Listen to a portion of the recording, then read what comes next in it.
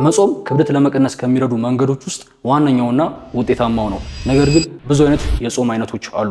እነዛን ማወቅ ይኖርባችኋል ከመጀመራችሁ በፊት። በዚህ ቪዲዮ ከፋስቲንግ እና ከፋት ሎስ ጋር ተያይዘው የሚነሱ ጥያቄዎችን አንድ ባንድ እመልስላችኋለሁ። እንዲሁም ሳይንስ ስለ ፋስቲንግ ምን ይለናል፣ ካሉት ብዙ አይነት የጾም አይነቶች ውስጥ የትኞቹ ናቸው የሰውነት ክብደት ለመቀነስ የሚረዱት እና እንዴት አድርጋችሁ አፕላይ ማድረግ እንዳለባችሁ ከስፖርት ጋር ከሪከቨሪ ጋር እንዴት አድርጋችሁ ያንን ማስኬድ እንዳለባችሁ ነው በመጀመሪያ የምናየው። መጾም ማለት ለተወሰነ የጊዜ ቆይታ ሰውነታችሁ ምንም አይነት ካሎሪ ሳያገኝ በዛ ታይም ውስጥ ሲቆይ ነው ጾም ተፈጠረ ወይም ፋስቲንግ ተደረገ የምንለው። በሂውማን ታሪክ ሰዎች ለብዙ ሺህ ዓመታት ጾምን ፕራክቲስ ያደርጉ ነበረ። ይሄም በሃይማኖታዊ ምክንያቶች፣ በባህል ምክንያቶች ጾም ይዘወተራል። አሁን ላይ ሰዎች ጾምን ለብዙ ነገር ይጠቀሙበታል። ከዚህ ውስጥ ግን ዋነኛው የሰውነት ክብደት ለመቀነስ ነው። እንዲሁም ብለድ ሹገር ሌቭልን ማኔጅ ለማድረግ ለኮንቪኒየንስ፣ እንዲሁም በሃይማኖታዊ ምክንያቶች ሰዎች ስቲል ይጾማሉ። ስለ ፋስቲንግ በዋነኝነት ልብ ማለት ያለብን ፋስቲንግ የዳይት አይነት አይደለም። ፋስቲንግ የአመጋገብ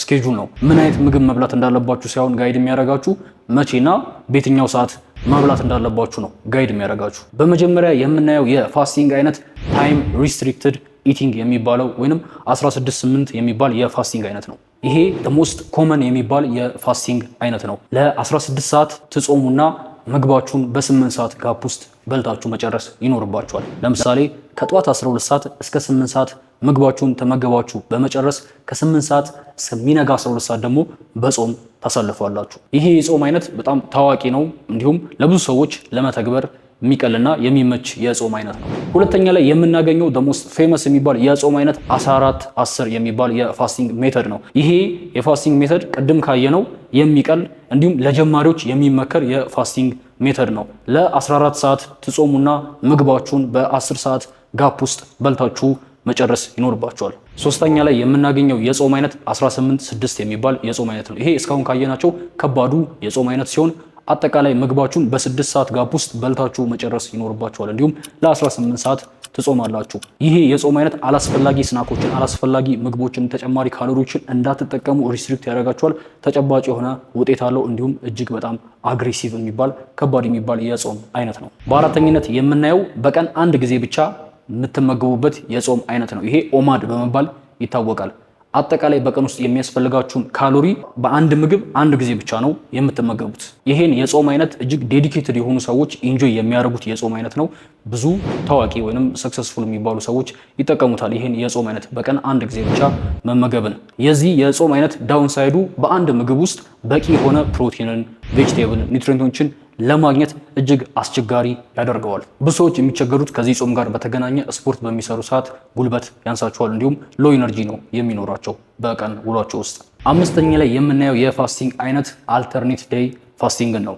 ይሄ የፋስቲንግ አይነት ሪሰርቾች እንደሚያሳዩት ከሆነ የሰውነት ክብደት መቀነስ ሂደት ላይ ተጨባጭ የሆነ ውጤት ያሳያል። ነገር ግን ለማድረግ እጅግ ከባድና አስቸጋሪ ነው። የሚሰራውም አንድ ቀን ትመገባላችሁ፣ ሁለተኛው ቀን ላይ ሙሉ ለሙሉ ምግብ ትዘላላችሁ ወይንም የተወሰነ ትመገባላችሁ። እንደዛ እየጋረጋችሁ ትሄዳላችሁ። ወይንም በሌላ አማርኛ የመጀመሪያ ቀን ላይ ሌላ ጊዜ እንደምትመገቡት በቀን 3 የምትመገቡ ከሆነ 3 ጊዜ ትመገባላችሁ። ሁለተኛው ቀን ላይ ሙሉ ለሙሉ አትመገቡም። ከዛ ሶስተኛው ቀን ላይ ትመገባላችሁ። አራተኛ ቀን ላይ አትመገቡም። አምስተኛ ቀን ላይ ትመገባላችሁ። አንዳንድ ቀን እየዘለላችሁ የምትሄዱበት የፋስቲንግ አይነት ነው። ስድስተኛ ላይ የምናገኘው ዘ 5-2 ዳይት የሚባል የፋስቲንግ አይነት ነው። ይሄ ለ5 ቀን ወትሮ የምትበሉት ምግብ ትመገቡና ቀጣይ ያሉትን 2 ቀናቶች ከ500 እስከ 600 ካሎሪ ብቻ ትጠቀማላችሁ። ማለትም ከሰኞ እስከ አርብ መደበኛ አመጋገባችሁን ትከተሉና ቅዳሜና እሁድ ላይ ከ500 እስከ 600 ካሎሪ ለመጠቀም ትሄዳላችሁ። ይሄ ሳታስተውሉት ካሎሪ ዴፊሲትን ለመፍጠር የሚረዳ የፋስቲንግ አይነት ነው። የመጨረሻውና 7ኛ ላይ የምናየው ኤክስቴንድድ ፋስቲንግ የሚባል የፋስቲንግ አይነት ነው። ይሄም ለ24 ሰዓት መጾም ወይንም ከዛ በላይ መጾም ነው። ይሄ ራፒድ የሆነ ዌይት ሎስ ያመጣል። ነገር ግን አብዛኛውን ሉዝ የምታደርጉት ዌይት ግላይኮጅን እና ውሃ ነው የሚሆነው። እንዲሁም ረዘም ላለ ጊዜ የሚጾሙ የጾም አይነቶች የጡንቻ ማጣትን፣ መስል ሎስን ያስከትላሉ ፕሮፐር የሆነ ፕላኒንግ ከሌላቸው። የፋስቲንግ አይነቶችን በዚህ ሁኔታ ካየን ቀጥሎ የምነግራችሁ የትኞቹ የፋስቲንግ አይነቶች ናቸው አሁን ካየናቸው ፋት ሉዝ ለማድረግ እንደ አሰልጣኝ እንዲሁም ሳይንስ የሚደግፋቸውና የሚመከሩት የጾም አይነቶችን እንመልከት። በመጀመሪያ የሚመከሩት የጾም አይነቶች ታይም ሪስትሪክትድ የሚባሉት የጾም አይነቶች ናቸው። እነዚህም መጀመሪያ ላይ ያየናቸው 14-10 እና 16-8 የሚባሉት የፋስቲንግ አይነቶች ሰስቴነብል ለሆነ ፋት ሎስ ይመከራሉ። እነዚህ የጾም አይነቶች ሜንቴን ለማድረግ ቀላልና ጀማሪ ከሆናችሁ የሚመከሩ የጾም አይነቶች ናቸው። እንዲሁም አብዛኛው ሰው ላይፍ ስታይል ላይ ለማካተት ይመቻሉ። እኔም ኦንላይንም በአካልም የማሰለጥናቸው ክላይንቶች ላይ ተገብረዋለሁ።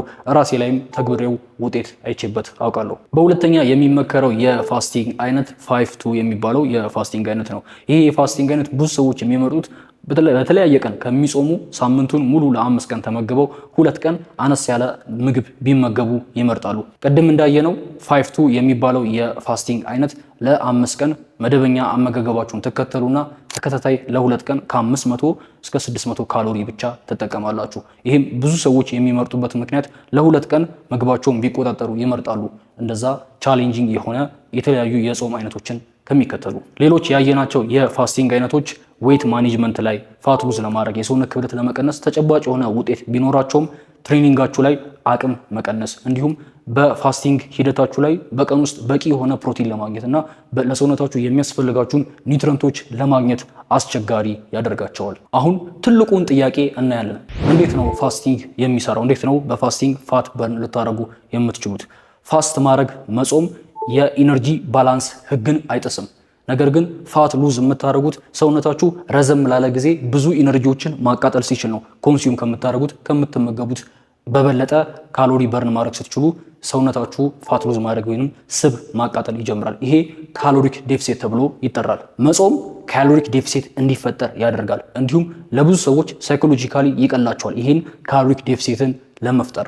እንዲሁም ካሎሪክ ዴፊሲት ከተፈጠረ በኋላ ለተለያየ ረዘም ላለ ሰዓት ምግብ ሳትመገቡ በምትቆዩ ሰዓት በተፈጥሮ የኢንሱሊን ሌቭላችሁ ይወርዳል። ዝቅተኛ የሆነ የኢንሱሊን መጠን ስቶር የተደረጉ ወይንም ሰውነታችሁ እንደ ኢነርጂነት ሪዘርቭ ያደረጋቸውን ሆድ አካባቢ የተለያየ ቦታ ያሉ ስቦችን እንዲቃጠሉ ወይንም ለኢነርጂነት ሰውነታችሁ እንዲጠቀመው ሪሊዝ ያደርጋል ወይንም ይለቃል። እዚህ ጋር ማስተዋል ያለብን ሎወር የሆነ ኢንሱሊን ብቻውን ፋት ሉዝ ለማድረግ በቂ አይደለም። እንዲሁም እየጾማችሁ ልትወፍሩ ትችላላችሁ።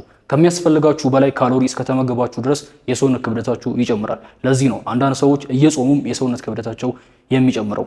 ለ16 ሰዓት ጾማችሁ በ8 ሰዓት ውስጥ ምግባችሁን በምትመገቡ ሰዓት በዛ በምትበሉበት 8 ሰዓት ውስጥ ከሚያስፈልጋችሁ በላይ ብዙ ካሎሪ ጣፋጮችን የምትጠቀሙ ከሆነ የማያስፈልጋችሁን የምግብ ብዛት የምታገኙ ከሆነ ሰውነታችሁ ያን ካሎሪ እንደ ስቶርድ ኢነርጂ አድርጎ ያስቀምጧል። በሌላ አማርኛ ፋት ጌን ታደርጋላችሁ ወይም ሰውነታችሁ ይወፍራል። በምትጾሙበት ወቅት ሰውነታችሁ ለኢነርጂነት መጀመሪያ ግላይኮጂን ነው የሚጠቀመው። ግላይኮጂን ማለት ጡንቻ ውስጥ እና ጉበት ላይ ተቀምጦ የሚገኝ የካርቦሃይድሬት አይነት ነው። ሰውነታችሁ ግላይኮጂን ለኢነርጂነት ተጠቅሞ ከጨረሰ በኋላ የግላይኮጂን ዲፕሊሽን ይፈጠራል። ስለዚህ ሰውነታችሁ ቀጥሎ ለኢነርጂነት ስቶርድ ያደረገው ወይንም እንደ ስብ ያስቀመጠውን ሞባይል ላይ ሊሆን ይችላል እምብርት አካባቢ ላይ ያስቀመጠውን ስብ ወደ ጉልበትነት ኮንቨርት አድርጎ ለኢነርጂነት ይጠቀመዋል። ይሄ የሰውነታችሁ የፊውል አጠቃቀም ሺፍት ማድረግ ኮምፕሊትሊ ኖርማል ነው። ነገር ግን በዛ ፋስት በምታደርጉበት ሰዓት ላይ ሰውነታችሁ ፋትን ለኢነርጂነት ተጠቀመ ማለት በዛ ቀን ውስጥ ብዙ የሰውነት ስብ ትቀንሳላችሁ ወይንም በአንዴ ለውጥ ታያላችሁ ማለት አይደለም። ነገር ግን በአጠቃላይ በቀን ውስጥና በሳምንት ውስጥ የምታገኙት የካሎሪ መጠን ነው ለውጣችሁ ላይ ትልቅ ሚና የሚጫወተው። ፋት ሉዝ ሂደት ላይ ጥናቶች የሚያሳዩት በኖርማል ካሎሪክ ዴፊሲት እና በኢንተርሚቴንት ፋስቲንግ ወይንም ቅድም ባየናቸው የፋስቲንግ አይነቶች መካከል ያለው ልዩነት በጣም ተቀራራቢ ነው። ስለዚህ ማተር የሚያደርገው በሳምንት ውስጥ የምታገኙት የካሎሪ መጠን፣ የፕሮቲን መጠን፣ ፕሮዲስ ያደረጋችሁት ኢነርጂ፣ በዛ መካከል የሚፈጠረው ጋፕ ነው ለውጥ የሚያመጣላችሁ። ስለዚህ ፋስቲንግ በዋነኝነት ልዩነት የሚያመጣው ቢሄቪየራል ቼንጅ ላይ ነው።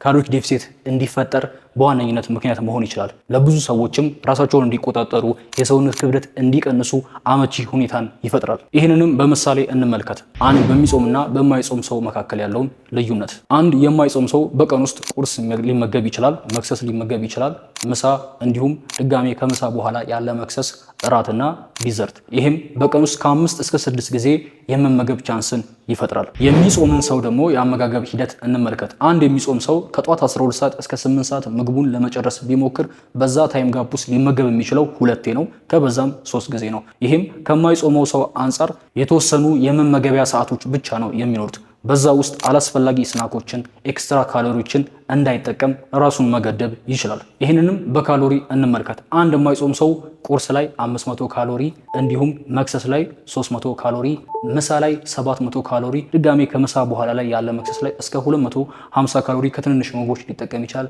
እንዲሁም እራት ላይ 800 ካሎሪ በቀላሉ ሊጠቀም ይችላል። እነዚህን ካሎሪዎች በምንደምራቸው ሰዓት 2550 ካሎሪ በቀን ውስጥ ሊያገኝ ይችላል። እንዲሁም አንድ የሚጾም ሰው 16-8 የጾም አይነትን የሚከተል ከሆነ በዛ 8 ሰዓት የምግብ ጋፕ ውስጥ ሊመገብ የሚችለው ሁለቴ ነው። በዛ ሁለት የመመገቢያ ሂደቶች ውስጥ ትልልቅ ምግቦችን ቢመገብ ምሳ ላይ 800 ካሎሪ፣ እራት ላይ 900 ካሎሪ፣ እንዲሁም ስፖርት የሚሰራ ከሆነ ፕሮቲን ሼክ ላዩ ላይ ቢጨምርበት 300 ካሎሪ በቀን ውስጥ አጠቃላይ ሊጠቀም የሚችለው የካሎሪ መጠን እስከ 2000 ካሎሪ ድረስ ብቻ ነው። ከዚህም እንደምታዩት ፋስት በማድረጉ ብቻ የ500 ካሎሪ ዴፊሲት ልዩነት ማየት ችለናል በእነዚህ በሁለት ሰዎች መካከል። ይሄ የተፈጠረው ካሎሪ ዴፊሲት በጊዜ ሂደት ውስጥ የሰውነት ስብ እንዲቀንስ ይረዳዋል። በስተመጨረሻም በምትጾሙ ሰዓት እነዚህ ነገሮች ማድረግ ይኖርባቸዋል። እያንዳንዱ ምግብ ላይ በቂ ፕሮቲን መኖሩን ማስተዋል ይኖርባቸዋል። በ1 ኪሎ የሰውነት ክብደት 2 ግራም ፕሮቲን ማግኘት ይኖርባቸዋል።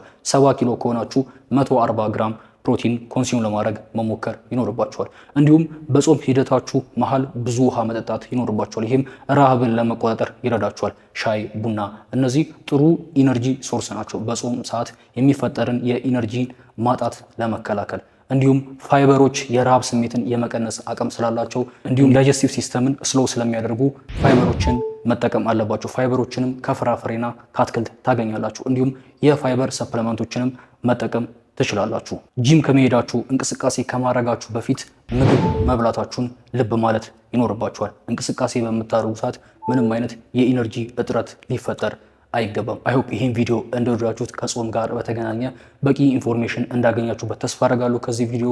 እንዲሁም ከፋስቲንግ ጋር የተያያዘ ጥያቄ ካላችሁ ኮመንት ሴክሽን ላይ ልጽፉልኝ ትችላላችሁ። ይህን ቪዲዮ ከወደዳችሁት ላይክ ማድረግ እንዳረሱ፣ እንዲሁም ሰብስክራይብ በማድረግ ቻናሌን ሰፖርት ልታደርጉ ትችላላችሁ። ሰብስክራይብ በማድረግ ደግሞ ጆርኒን ፎሎ ለምታደርጉ ከልብ አመሰግናለሁ። እንዲሁም ኦንላይን ኮቺንግ ኢንጆይ ማድረግ የምትፈልጉ ከኔ ጋር መስራት የምትፈልጉ ካላችሁ እዚህ በዋትስአፕ በቴሌግራም እንዲሁም በኢሜል አድራሻ ኦንላይን ኮቺንግ የሚል መልእክት ልካችሁልኝ እዚህ ስክሪን ላይ እንደምታዩት ራሳችሁን በ3 ወር በ6 ወር በ8 ወር የተለያዩ የፓኬጅ አማራጮች አሉ፣ የስልጠና አማራጮች አሉ።